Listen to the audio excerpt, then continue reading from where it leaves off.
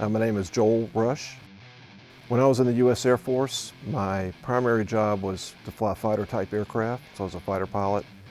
Along with that comes additional duties. I was a flight commander, a squadron operations officer. I was a detachment commander.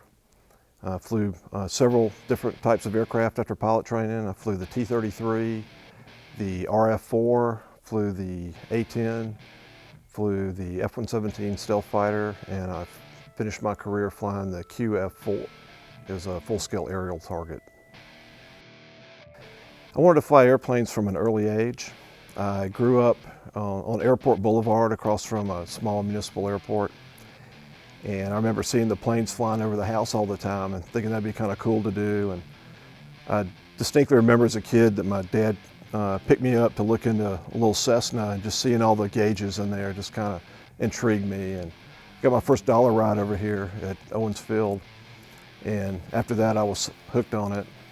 Also, I had my Uncle Pat, again, he was I liked Uncle Pat. He had a big house, he had a good looking wife, he had muscle cars, and he was always around when we were there in the summertime. And we're like, "What do you do, Uncle Pat? Are you a drug dealer?" And he's like, "No, I'm an airline pilot." And I'm like, "Well, how do I do that?" So he got me interested in wanting to do that. So I was in the Air Force. I did 2 tours. I served for basically just over 20 years. Had a 14-year stint, had a break in service, and where I went to the airlines. And then after 9/11, I went back in for another 6 years.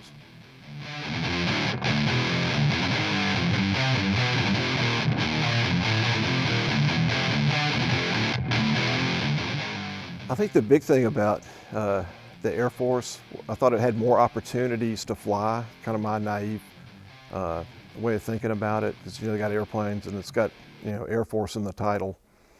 However, all of the services have airplanes or some type, or fixed wing or helicopters.